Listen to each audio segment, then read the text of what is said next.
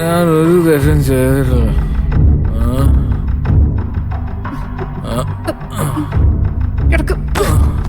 ഇതേ ഇവിടെ കിടന്നോ, എന്നിട്ട് എന്താന്ന് വെച്ചാ വിളമ്പിക്കോ, നാട്ടുകാർ കേക്കില്ലല്ലോ.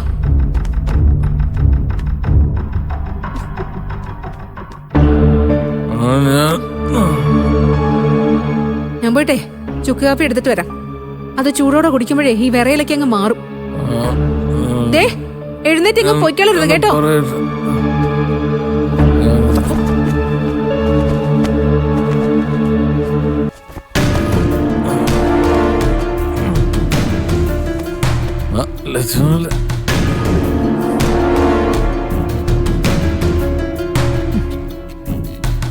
ഇതിന്റെയൊക്കെ വല്ല ആവശ്യമുണ്ടോ? ആ മൂദേവിയെ അവളുടെ വഴിക്ക് വിട്ടാ പോരെ. എന്താ അവളുടെ ഉദ്ദേശമെന്ന് ഇന്ന് ഞാനൊന്ന് അന്വേഷിക്കട്ടെ.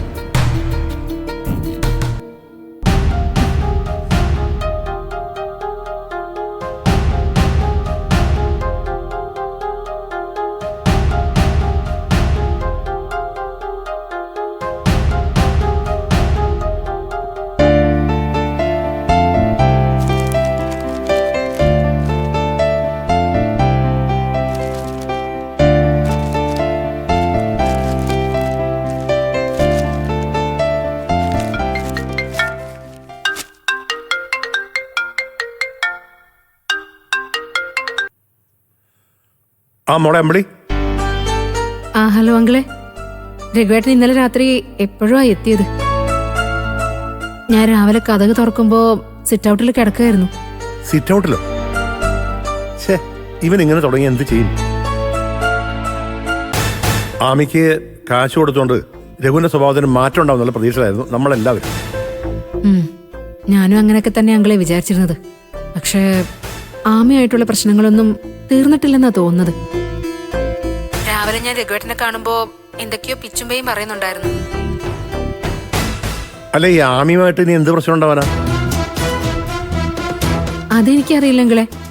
അവൾ എന്തോ പറഞ്ഞെന്നോ അവളെല്ലാം അറിഞ്ഞെന്നോ അങ്ങനെ എന്തൊക്കെയാ പറഞ്ഞുകൊണ്ടിരുന്നത്. അതെന്താണെന്ന് ദൈവത്തിനറിയാം. മനസ്സിനൊരു സമാധാനം ഇല്ലെങ്കിലേ. ജീവിതം എങ്ങോട്ടാ പോകുന്നതെന്ന് ഒരു പിടിയുമില്ല. ഇതിനെന്തെങ്കിലും ഒരു അവസാനം ഉണ്ടാവും അങ്കിളെ. എന്തായാലും മോള് ടെൻഷൻ ആവാതിരിക്കും. എന്താ സംഭവം ഞാൻ അന്വേഷിക്കട്ടെ. ഇനിയിപ്പോ എന്ത് പ്രശ്നമായാലും നമുക്ക് പരിഹാരം ഉണ്ടാക്കാം. ഉണ്ടാക്കിയാലേ പറ്റൂ. ഞാനല്ലേ മോളെ പറയുന്നത്. ശരി അങ്കിളെ. ഓക്കെ, ഞാൻ വിളിക്കാം മോളെ. ശരി.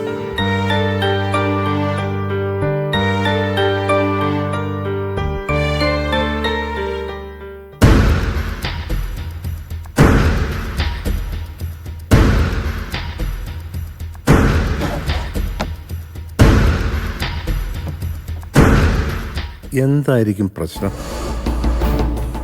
ആമയത്തിനൊന്ന് വിളിച്ചു നോക്കാം.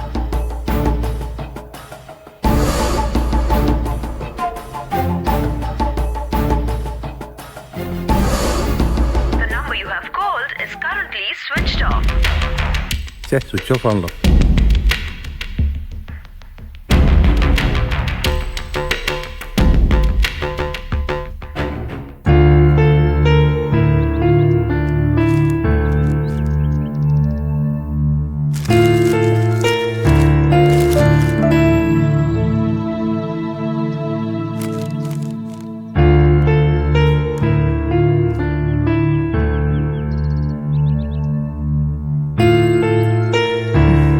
അമ്മേ ചായ. ആ അവിടെ വെച്ചേക്ക്. അമ്മേനെ ഇവിടെ തന്നെ കാണില്ലേ? എനിക്കിന്ന് ക്ലാസ്സിന് പോയേ പറ്റൂ. നീ പോയിക്കോ. ക്ലാസ് മുടക്കിയാലേ കൊടുത്ത കാശൊക്കെ വെറുതെ ആവും. എനിക്ക് പോയി മനസ്സമാധാനത്തോടെ അറ്റൻഡ് ചെയ്യണമെങ്കിൽ മോളുടെ കാര്യങ്ങൾ നോക്കാൻ അമ്മ ഇവിടെ ഉണ്ടാവണം. അത് അമ്മ ഇവിടെ തന്നെ കാണില്ലെന്ന് ചോദിച്ചത്. അങ്ങനെ മുഴുവൻ സമയം എനിക്ക് നിന്റെ കൊച്ചിനെ നോക്കിയിരിക്കാൻ പറ്റുമോ?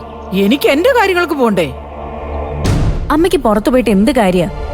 അമ്പലത്തിൽ പോകാനാണെങ്കിൽ രാവിലെ പോയിട്ട് വാ. അമ്മ തിരിച്ചു വന്നതിന് ശേഷം ഞാൻ ക്ലാസ്സിൽ പോയിക്കോളാം. എടി, ഞാൻ ഇവിടെ ഇല്ലാത്തപ്പോ ശ്യാമോളെ അനുപമ നോക്കില്ലേ? അവൾക്കൂടെ വേറെന്താ പണി? ഏയ്, ഒരു പണിയുമില്ല. 7 മുതിർന്നവരും 2 കുഞ്ഞുങ്ങളും ഉള്ള വീടാ. ഇവിടുത്തെ കാര്യങ്ങളൊക്കെ നോക്കാൻ അമ്മ ജോലിക്കാരിയെ വെച്ചിട്ടുണ്ടല്ലോ. ഓഹോ, എടി ഞാൻ എന്തിനാണ് ജോലിക്കാരി വെക്കുന്നേ? നിങ്ങൾക്ക് വേണമെങ്കിൽ നിങ്ങൾ വെച്ചോ. ഇത്രയും കാലം ഞാൻ ഒറ്റയ്ക്ക് ജോലി ചെയ്തിട്ടാ ഈ കുടുംബത്തെ ഇതുവരെ എത്തിച്ചത്. എനിക്കിനി കുറച്ച് വിശ്രമം വേണം. അമ്മ വിശ്രമിച്ചോ? വിശ്രമിക്കണമെന്ന് തന്നെ ഞാനും പറയുന്നേ.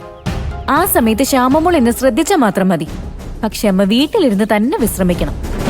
ഓ മനസ്സിലായോ? ഡേ നിക്കടി അവിടെ. മനസ്സിലായടി? ഞാൻ ഇവിടെ കൊച്ചുമക്കളെ നോക്കി അടങ്ങി ഒതുങ്ങി കഴിയണം അല്ലേ? അമ്മ എന്ന പേരിൽ ഞാനൊരു ജോലിക്കാരിയാവണം. അതിനെന്തായാലും സുശീലയെ കിട്ടില്ല മോളെ.